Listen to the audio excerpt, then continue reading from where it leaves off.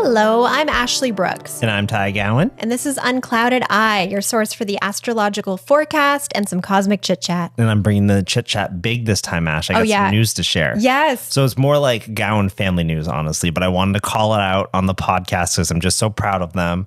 My brother Nick and his wife Angela just had their second child this morning. As of the time of this podcast recording, Reed Walker Gowan is 8 hours old. That's so amazing. I know, it's crazy. Oh my gosh. And he's so cute too. You shared a picture with me and he's just adorable. Yeah, out of respect for the parents, I'm not going to share it on the podcast. Of course, put that out there. That's them to share their baby on the world. This is a very cute baby. Yeah, he didn't look smushed. No, he doesn't look like an old man like some do when they come out. The Winston Churchill effect of most babies. Which is fine. That's very cute, but he just looks like an adorable baby. Exactly. And so I'm so proud of them. I can't imagine what it's like to basically it was a 24-hour full process to be in that zone. And they had the baby at like 4:40 this morning. Yes. And I already checked the chart, of course. And we're recording this in Leo season. So it's a Leo baby with Leo rising, Leo Mercury,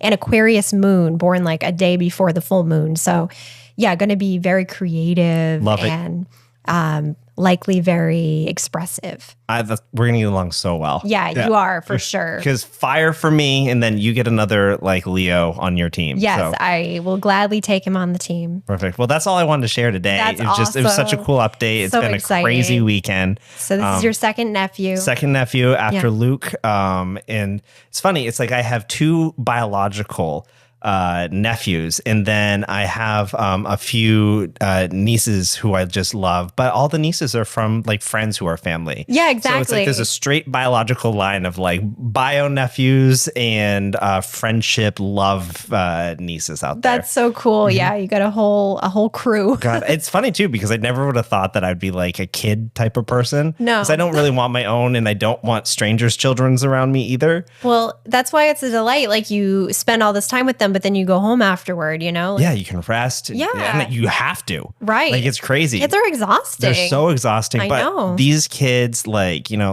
Carol's daughter was the first, Layla. Yeah. Love Layla. She's awesome. She's so cool. Like, the fact that it's like you can love them as a kid because they're with you, they're yours. And then as they grow up to be like, oh my God, Layla is 12 now and she's just cool. She's cool person. She is cool. Yeah. And I know she complimented my boots. I'm like, oh, Layla likes my boots. And like you feel pride, right? Yeah. It's funny because it's I'm still for Luke, Nick and Angela's first child. I'm still Anka Tai. It's one word. Oh my gosh, it's so cute. It's so cute. When my niece was little, she couldn't say Ashley, so I was Archie. She called me Aunt Archie. That's so cute. Yeah. Oh my God. And it puts you right in our Riverdale motif too. Exactly. I will be Aunt Archie. That's so cute. High school football means the world to me. We're going to change up the credits every once in a while and just have Anka Tai and Archie that's at the perfect. end of the credits. So I wanted to present you with a small gift from my mom. So my mom listened to our episode on the Bermuda Triangle, and she loves Amelia Earhart too. And so she found these for us. They are vintage Amelia Earhart stamps. Oh my gosh. Yeah, aren't these cool? That's so cool. When did they make these?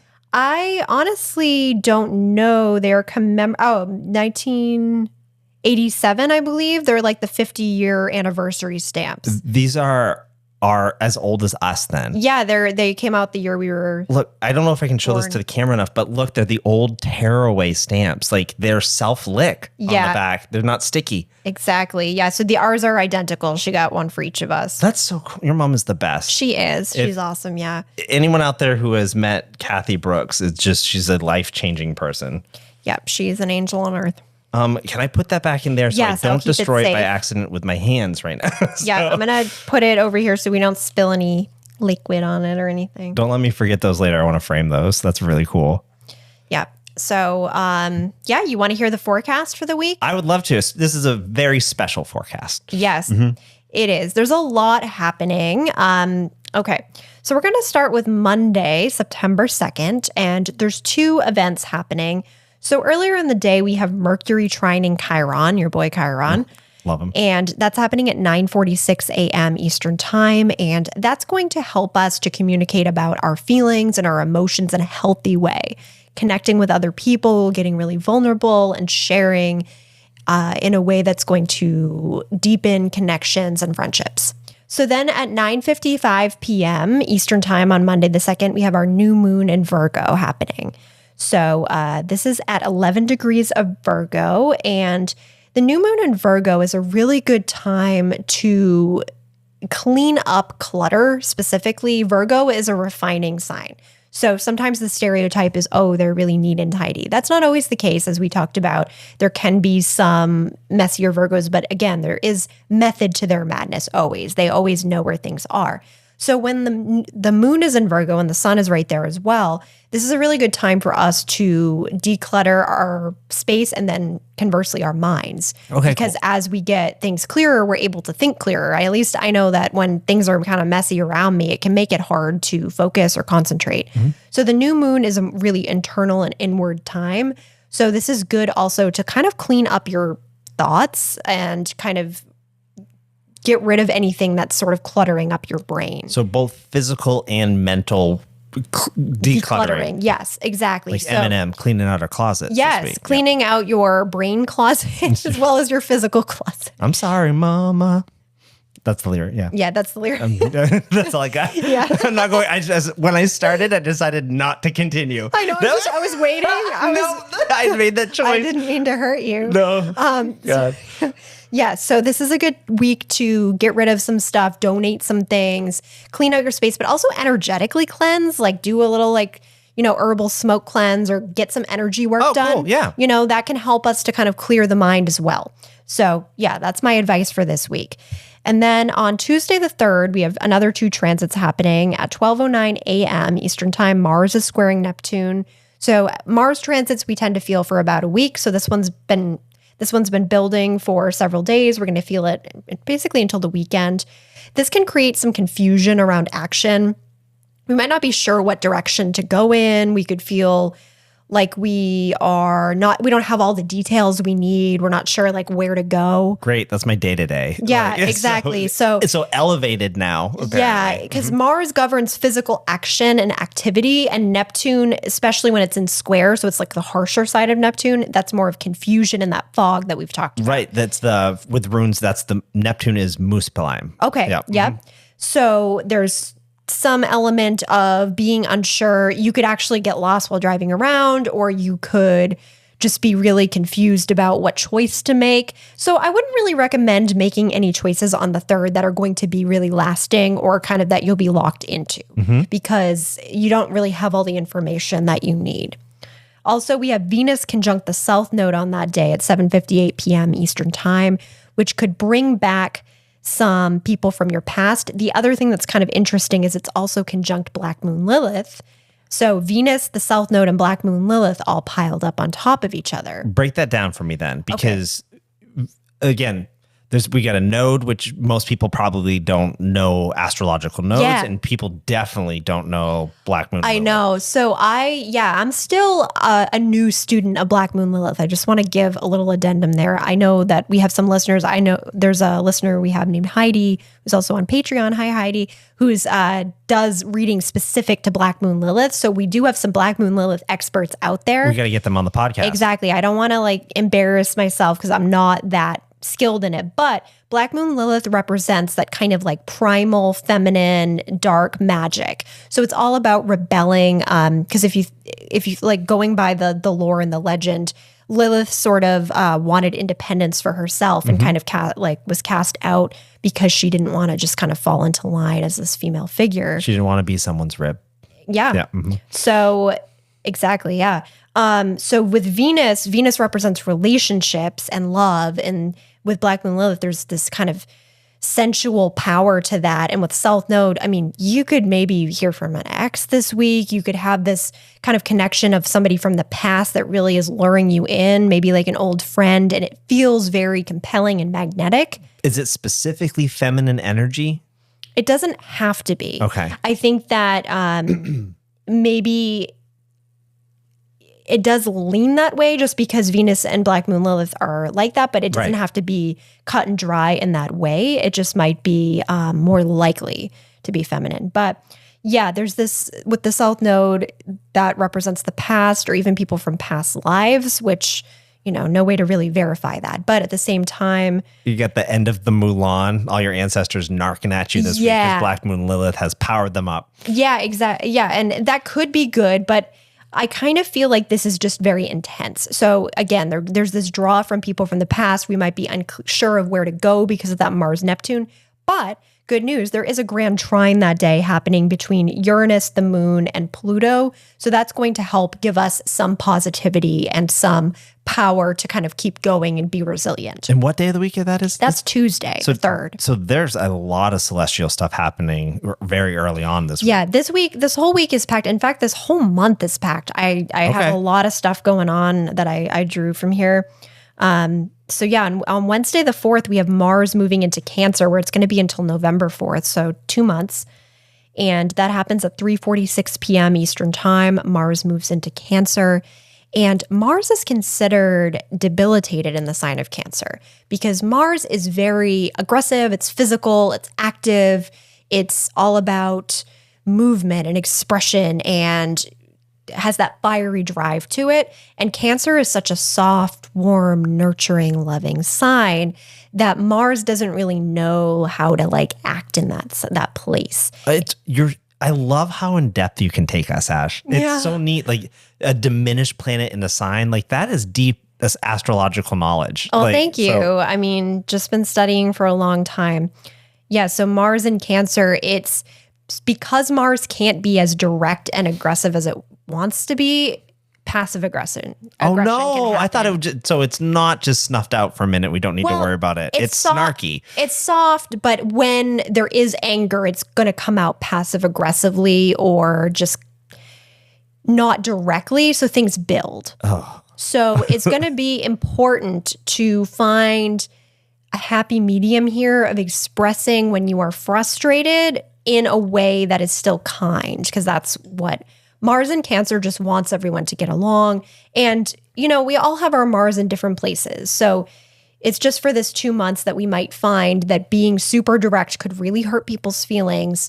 But then we also run the risk of that passive aggression and that resentment building. So we got to find that happy medium. Okay, on September 5th, we have an astronomical event happening. Neptune is going to be visible in the sky if you have binoculars or just a regular backyard telescope. Oh, no way. Yeah, so you're going to want to look in the Aquarius constellation. So I have a graphic up here that you can look at, and it's going to be visible from the 5th to the 10th, but it's really going to be around the 5th that you can see it. Do you know where directionally in the sky the Aquarius constellation is for those who aren't watching on YouTube right now? For those who aren't watching on YouTube, it's right near the Phi Aquarius star. So I recommend, there is an app called Night Sky. Oh, I have that. Yeah. So if you point it at the sky, it will show you the Aquarius constellation, and Neptune is going to be appearing to the right of Phi Aquarius. So that Night Sky app can help you to find Neptune in the sky. That's really cool. Yeah. So you won't be able to see it with the naked eye. It's not one that is ever visible. That's why our predecessors, years ago, it took them a while to discover Neptune just because they couldn't see it with the naked eye. So you are going to need the help of a powered lens to see it, but it's going to be worth it, I think. That's really cool. Yeah. Okay, so we have a couple more. On Saturday the 7th, we have Mercury squaring Uranus, and this is happening at 12:20 a.m. Eastern Time, but we'll feel it through most of Saturday. This could make for a very active mind, lots of ideas coming in, a little scatterbrained though. I kind of think of it as sort of like a mad scientist. You got all these ideas, these innovations, but it's just a little all over the place, a little messy. Mm-hmm. And you might find that you're really talkative or have a hard time turning off your brain that day.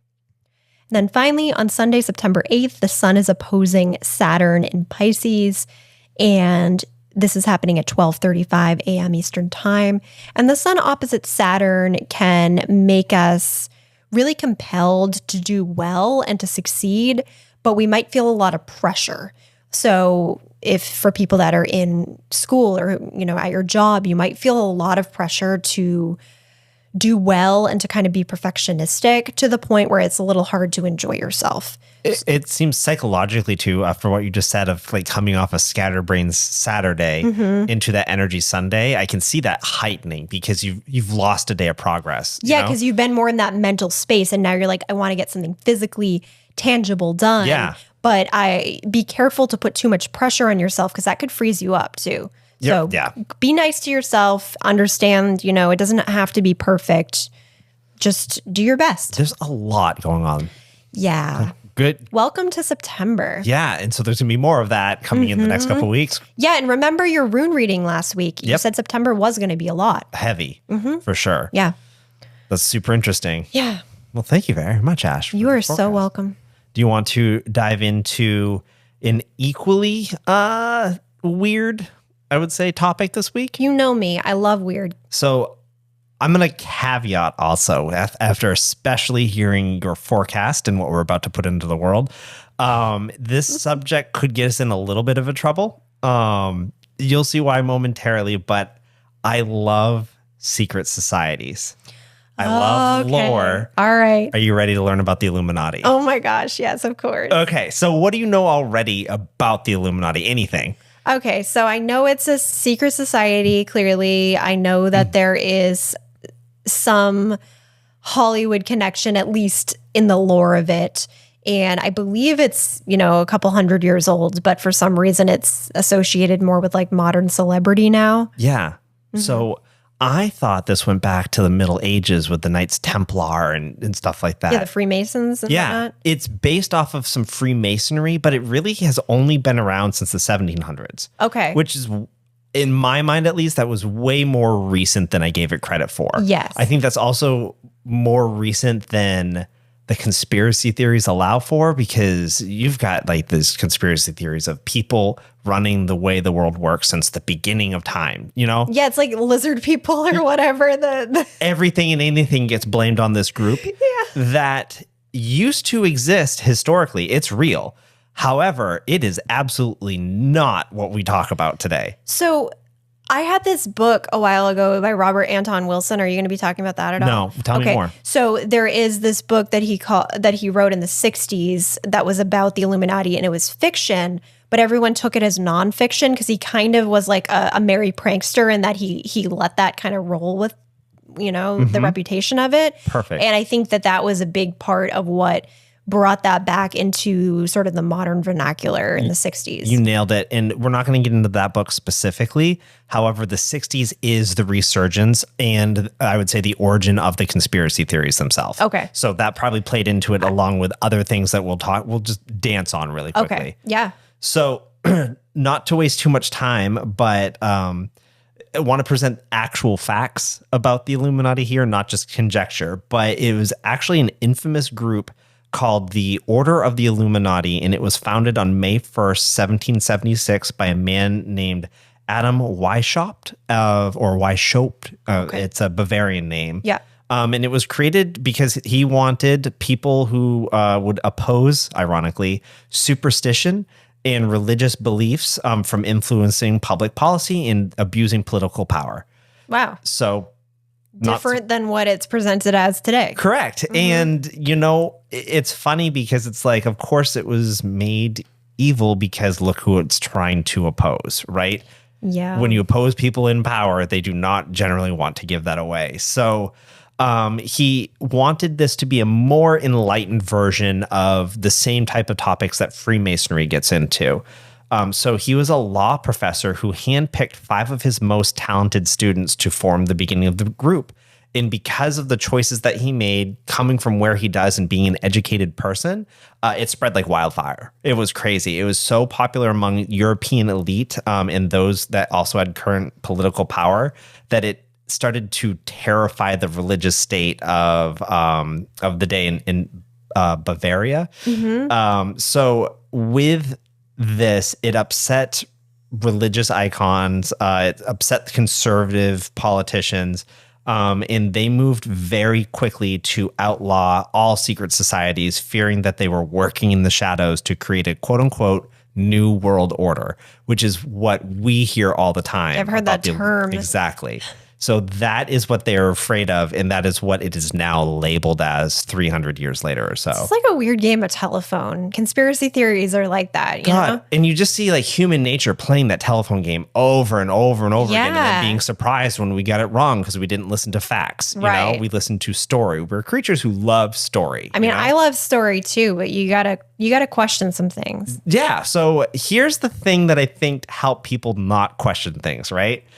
It did have weird arcane and occult rituals that were part of it. And I think the Freemasons do as well. Yes. Not to the point of the Illuminati, but when those rituals started to leak into the public, that gave more of a grounds for people who were already trying to spread fear about the group to say, hey, see, look what they're doing. It's not Christian. Okay. And so with that, what I thought was really cool is I was looking at some of these secret things that they would do. It's still not known what the highest order of the Illuminati would do for their rituals, because there's a certain level of Illuminati rites and procedures that were never written down, because when you would get to a certain level, you'd memorize them. That's really smart, especially, you know, in today's day and age. I feel like you can get all like the Freemason stuff online. Oh, absolutely. Yeah. And so by never writing this down, not only does it create that mystique maybe that we're playing with now, but it also creates a gateway for people to tell others what the information is, and that might not be correct. So because of that, and the occult ties, and the progressive thinking is what I kept seeing being called out as the real scary part of the Illuminati in 1776. I'm sure it was. Is the fact that they don't want progressive thinkers to grab political power meant that the Catholic Church and the Bavarian government worked together to swiftly dismantle the influence. So it was March 2nd, 1785. The Order of the Illuminati is only 9 years old, right? So it's barely a group. Like, how could it last this long if it was a 9-year-old group that gets formally disbanded along with other secret societies? They're made illegal. And while they tried to basically push back against this and keep their group going, it effectively destroys the group's influence, and because membership just completely plummets. Wow. So it's 1785, it's the effective and historical known end of the Illuminati. They're done. They're all done. However, it's been said that it didn't work and they just went underground, and they have been secretly piloting the direction of the world since 1785, as they are steering us as an unseen force to this new world order. I mean, that makes for a better story. Way better story, right? Right? So, that is the Illuminati historically. Okay. But again, we have to address this other element, what they are to our society now. Do you want to hear some of the, I think, crazy Illuminati beliefs that I found? Yes. Okay, so I've got a list here. I'll go through maybe like 6 of them or so, because it's endless. These are the ones that are not based in history. No, this is the conspiracy theory stuff. Okay. That is getting, posted on Reddit, pushed around, and people believe this, and they, I guess, verbal diarrhea out to everybody. Like, this stuff is not real, but these are the beliefs. So the basic belief is that this group's initial popularity among Bavarian elite forced them to go underground and maintain a secret cabal of elite populace who are working behind the scenes to orchestrate global events and enslave the global populace as a whole. We're all working towards being what the Illuminati wants us to be, and we're blind to it. Oh, wow. Cool, right? Like, that's the base level of the belief, is that we're just not smart enough to know. And they're like literally physically underground is what they're saying. Right? Yeah, like underground in both ways. They're everywhere. They're hidden amongst our elite now too, so they're not just subterranean. Right. The symbols that are often associated with them are, right, you're flashing that for the camera. I'm not Illuminati. No one is. No one is. So the symbols are exactly the eye and the triangle, which you can see on the back of the dollar bill. So again, there's fuels the fire there for that. It also includes pentagrams, goats, and the number 666. So anywhere you see that in popular culture now, people will believe that's tied to the Illuminati.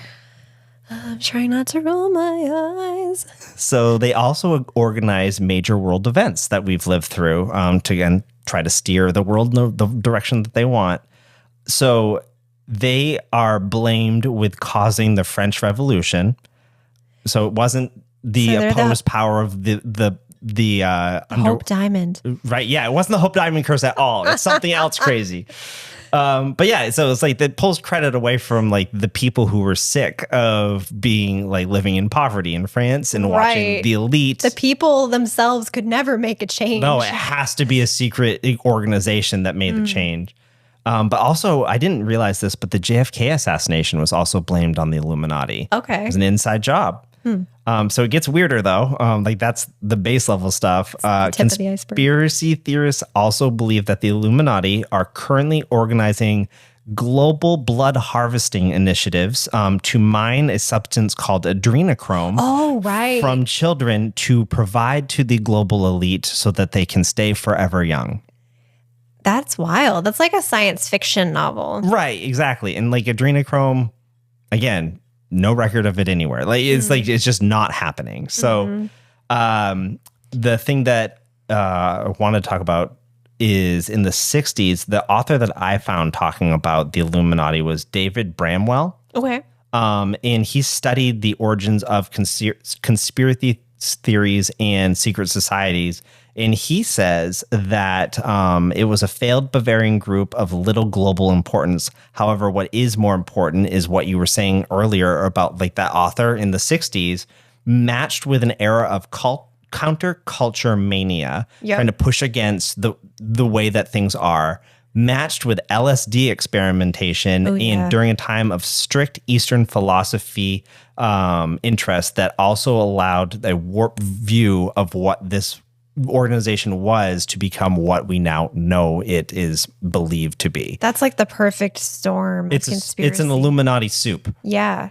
And then the last one that I'll leave you with, Ash, before we get into our natal chart today, is unfortunately in 2022, Joe Biden stirred things up for Illuminati conspiracy again during the initiation of the Ukraine crisis, when he stated that the powers were working to create a new world order.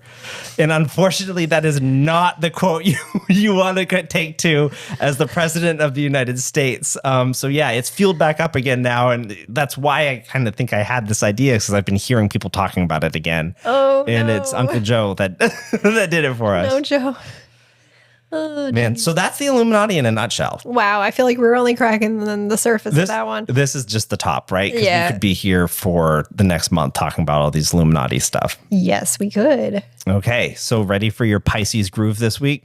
Virgo groove. Sorry, I wrote that down wrong. That's okay.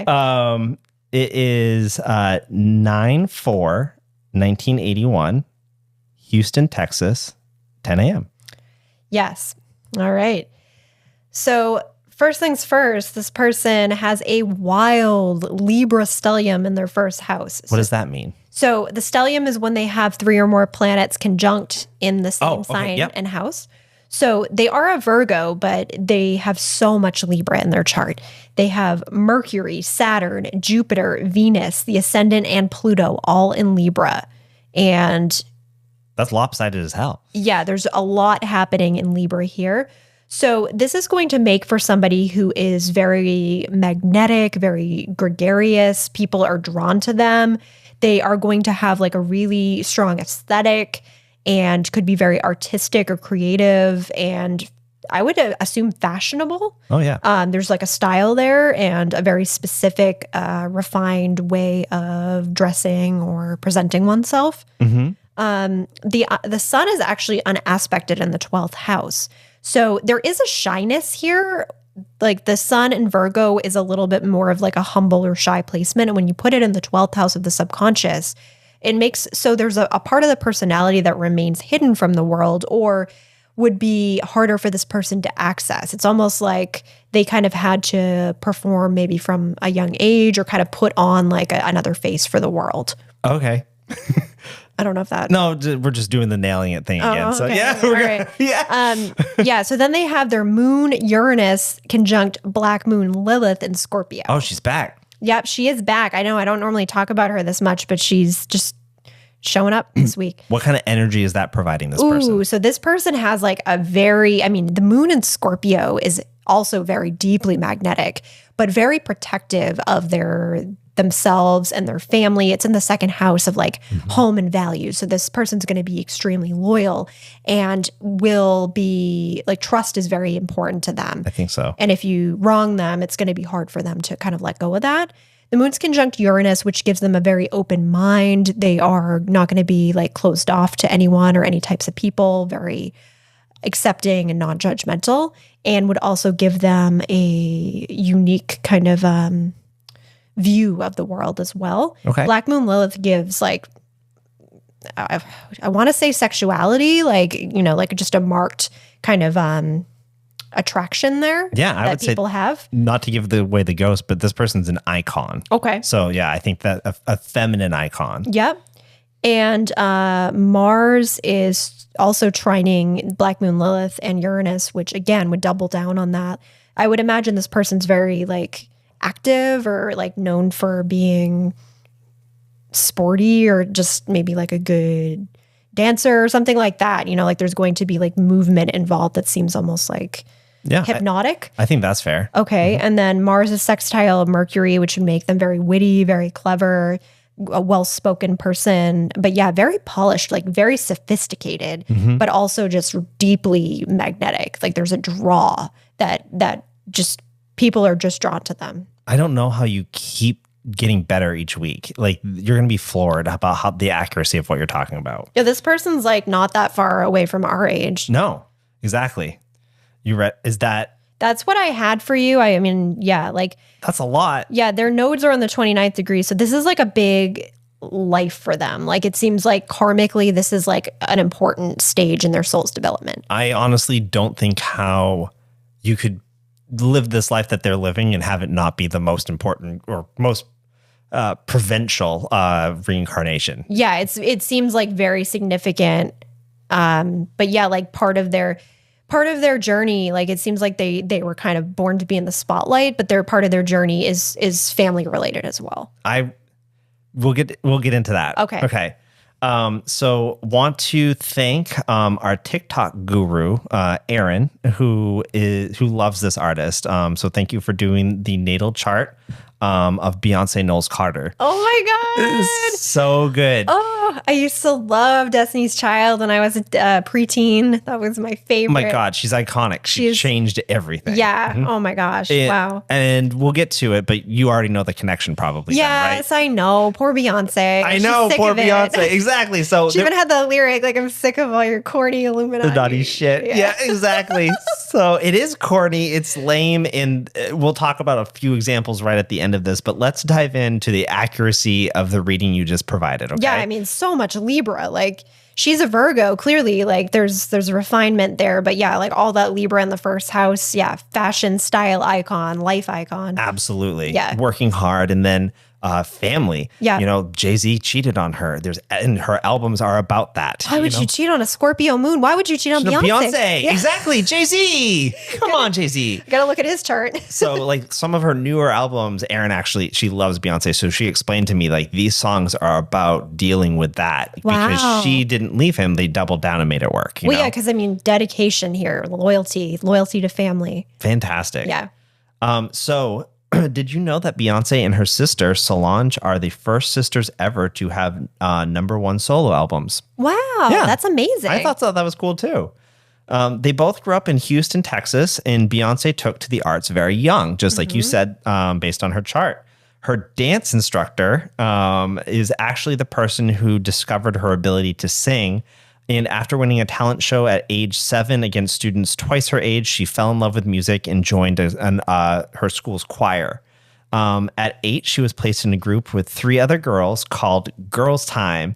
But great name, guys. They failed to win Star Search. Like they just didn't move forward. Beyonce has since said that the song that they performed was bad. Like straight up, she was like, that wasn't it. So yeah. I love the humility there. That's funny. After this, though, Beyonce's dad quits his job at Xerox and decides that he wants to manage the group because he sees talent in all of them. They changed the name in 1996 to Destiny's Child. And they start to gain popularity after the song Killing Time is featured in Men in Black. Wow. Like, it's so retro for us because like we're living this, right? Like, oh, yeah. We grew up with Beyonce. We were there for all these moments. The Men in Black hitting theaters, hearing that song, you know. I remember getting the Say My Name CD single at the store and listening to it over and over. And then I had every CD also. Perfect. I was so into them. I mean, I love it too. Yeah. They did so well. Yeah. Their second album, Writing on the Walls, gets released in 1999 and the group explodes. Yeah. So that's probably about when that was the one. Yeah. That Say My Name was on that. So she releases her first solo project in 2002 and has continued to rise for the past 20 years or so, which is crazy to think that Beyonce has been with us basically our whole lives at this point. Yeah, and she was kind of like an older sister, like age for us when we were growing up. Yeah, exactly. She's like 6 years older than us. Her current project is a trilogy album. I don't know if you know about this. No, I haven't heard anything since like the Cowboy Carter thing. So there's going to be 3 albums that came out. So Cowboy Carter is the second one of 3. Renaissance was the first of this, which is tributed to her queer influence in her life. Mm-hmm. Cowboy Carter is an homage to her country roots. And there's rumors that the third album that's going to come out is going to be based about rock and roll. So cool. like Beyonce doing rock is going to be so cool. That would be right up my alley. That's why I was playing Cowboy Carter when you came in today. Oh my gosh. Little cutie. Well, she is the Virgo icon. Like, I'm glad we're covering her because like she's... I think I even listed her first on like the list of Virgos. Like she's like the Virgo that you see when you look her up. On Cowboy Carter, there's a song even called Virgo's Groove. Yeah. She just rocks it. Exactly. But I feel like all of you Libras could kind of like soft claim her just because of this giant Libra stellium she has. A soft Beyonce claim? Yeah, exactly. I love it. Quick bullets here is besides her being wildly successful for music, I wonder how this plays into her chart a little bit. I'll let you speak to it. But she's also involved in activism. She refers to herself as a modern day feminist. She supports gun reform, and she's spoken out greatly about transgender protections and has been very, very vocal about police brutality against Black Americans. Yeah, I mean, she's got Mars in the 11th house. 11th house, in addition to being like friendship, it's also humanitarianism and charitability. So she would have that drive that Mars gives you in that realm. And then also having Neptune in the 3rd house, speaking out compassionately for other people. So love it. It's in the stars. Yeah. And also just Libra, like Libra's all about justice and fairness and, you know, like helping out the underdog and balancing the scales. So she's got all that in the 1st house. There's a lot in there that would suggest that that's how she would be. But we can't just have like a successful woman, right? Like we got to start labeling like the occult must be why she's so good at what she does. Yeah, right. So Beyonce and her husband Jay-Z are both viewed as, and this is a quote, lords of the new order. And so Jay-Z is accused of including some imagery that I had mentioned earlier in some of his music videos. But also, it said that Beyonce's 2013 Super Bowl performance had, quote, suspicious choreography in it. And this is where she famously flashed the triangle, and conspiracy theorists went wild. They also say that her alter ego, Sasha Fierce, is a demonic entity that has taken control of her body. And that is wild. It's unfair. She is a talented woman. She does not need any demons. She does not need a 300-year-old dead society. She's Beyonce. She can do it on her own. Yeah, for real. That's crazy. Isn't that nuts? It's almost laughable, but it's so many people take it seriously. It's kind of not funny. Right, like. Exactly. It's like, that's why you back off with this Illuminati shit because it's boring. Yeah, it's really boring. I'd rather hear about people that are awesome and can build these things on their own, you know? Same here. But that was it for you, Ash. That's this week. Wow. Cool. I love it. You learn anything about the Illuminati? I mean, yeah, I did for sure. I didn't know that they only lasted 9 years. 9 years, and we're still talking about them. Like, wow. Like, what the hell? Yeah. I mean, 1776 is an interesting start point. Like, I feel like there's something, you know, that spring and summer that had that kind of like lasting revolutionary energy. It's just crazy how the stamps that your mom gave us are like 6 times older than the Illuminati lasted. Oh my God. Like if you think about it, it's, yeah, it's like Wow. The Illuminati lasted less than a decade. Mm-hmm. Okay. What am I saying? 6 times? It's not 6 times. I don't know. My brain broke when you said that. It's not 6 times. It's like 3 times. But still, whatever. Stamps. Yeah. Mm-hmm. Stamps. The stamps are great. Thank you, Mom. We love them. Thanks, Kathy. Yeah. What do we have looking forward to next week? Well, Mercury is finally moving out of Leo next week. We have it moving into Virgo. Everyone, be prepared for a wildly celestial week ahead. Yes. Unclouded Eye stars Ashley Brooks and Ty Gowan. It's produced and directed by Nick Nordfors. Music is by Ashley Jane Cecilia and Jay Karen. Our community manager is Aaron Cross. Our art is by Dawn Aquarius. Unclouded Eye is presented by Haunt Me. Follow Unclouded Eye at Unclouded Eye on Instagram and TikTok, or on Patreon at unclouded_eye. Special shout out to Chloe Rulin and Sue Walters for supporting us on Patreon. Thank you.